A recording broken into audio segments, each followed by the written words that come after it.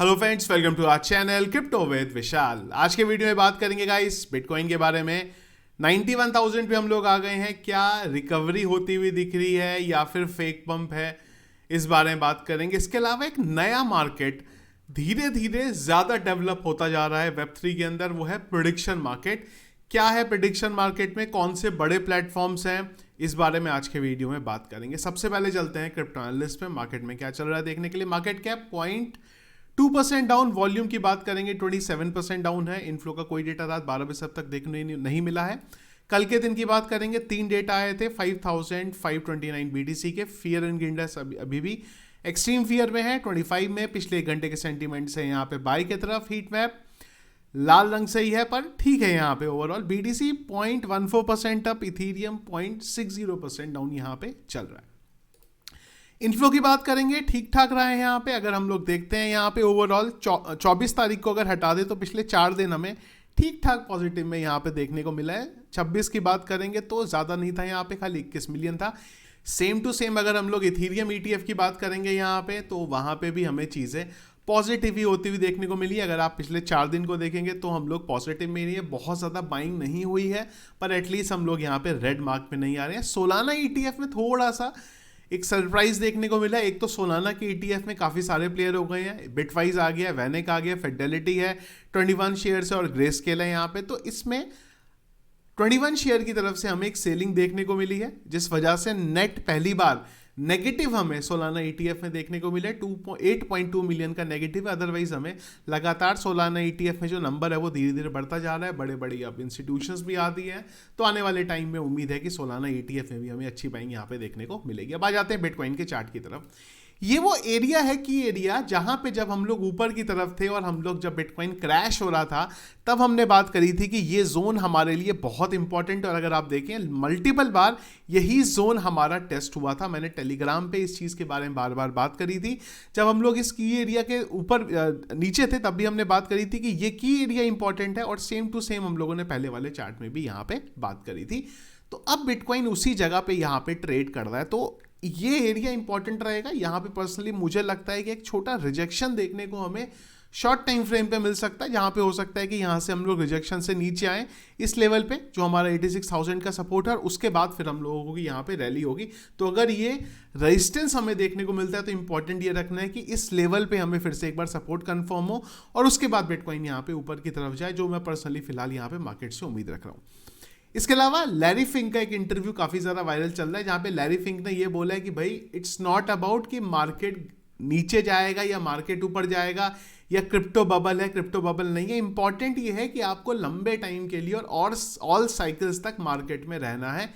In short उनका बोलने का मतलब ये है कि यार मार्केट तो ऊपर नीचे जाता रहेगा। अगर बिटकॉइन खरीदा हुआ है आपने तो आज बिटकॉइन आपको डाउन रेड में भी दिखाई दे रहा है, आने वाले टाइम में वो आपको ग्रीन में होता हुआ देखने को मिल ही जाएगा। अगर बिटकॉइन आपके पोर्टफोलियो में अच्छे खासे नंबर में है तो ऑल्ट्स हैं तो थोड़ी सी यहाँ पे प्रॉब्लम है। तो मार्केट को लेके ओवरऑल मेरा मानना यही है, रिकवरी में इंपॉर्टेंट रहेगा एक बार हमारा इस लेवल को टच करना। यहाँ से अगर टच करते हैं और ये सपोर्ट कंफर्म होता है तो अगली बार हम लोग इस की एरिया को तोड़ सकते हैं और बिटकॉइन यहाँ से ऊपर की तरफ निकल सकता है। अब आ जाते हैं एक और इम्पॉर्टेंट चीज़ पर। इस पे अगर आप लोगों के कमेंट्स आज के वीडियो में आएंगे कि हाँ हम लोग आगे बात करें, तो मैं डेडिकेट वीडियो बना के बात करूंगा किस तरीके से प्लेटफॉर्म्स चलते हैं प्रेडिक्शन मार्केट के। आपको मैं फिलहाल नंबर बता रहा हूं जहां से आपको पता चलेगा कि प्लेटफॉर्म कितने बड़े होते जा रहे हैं। तो 2 बड़े प्लेटफॉर्म है प्रेडिक्शन मार्केट के। प्रेडिक्शन मार्केट क्या है, अगर मैं सिंपल से टर्म में बोलूँ तो जिस तरीके से बैटिंग होती थी, जो आप क्रिकेट की ये जो बहुत सारी ऐप्स होती थी जहाँ पे बैटिंग होती थी जिनको गवर्नमेंट ने बंद कर दिया, उसी तरह से पॉली मार्केट है। पर पॉली मार्केट ना क्रिप्टो के बेस पे चलता है।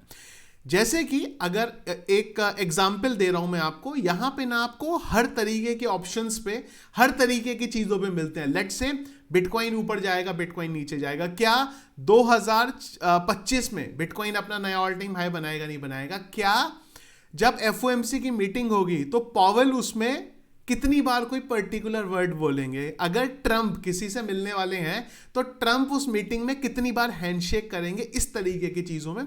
और यहां पे ना it's not about betting, it's a skill game. क्यों स्किल गेम है? क्योंकि इसमें एक बड़ा अंतर है। जो ट्रेडिशनल बैटिंग होती थी हमारी, वहां पे 2 चीजें होती थी कि हम एक चीज पे बैट करते थे। एग्जाम्पल के लिए बता रहा हूं, लेट्स से इंडिया और साउथ अफ्रीका का मैच है। हमने बोला कि इंडिया जीतेगा या साउथ अफ्रीका जीतेगा, पर यहां पे ये चीजें रन टाइम पे होती है। लेट्स से हमने बोला इंडिया जीतेगा, तो अगर वहां पे इंडिया की जगह पे साउथ अफ्रीका जीत रहा है तो आप रन टाइम पे अपने ट्रेड को बंद कर सकते हो।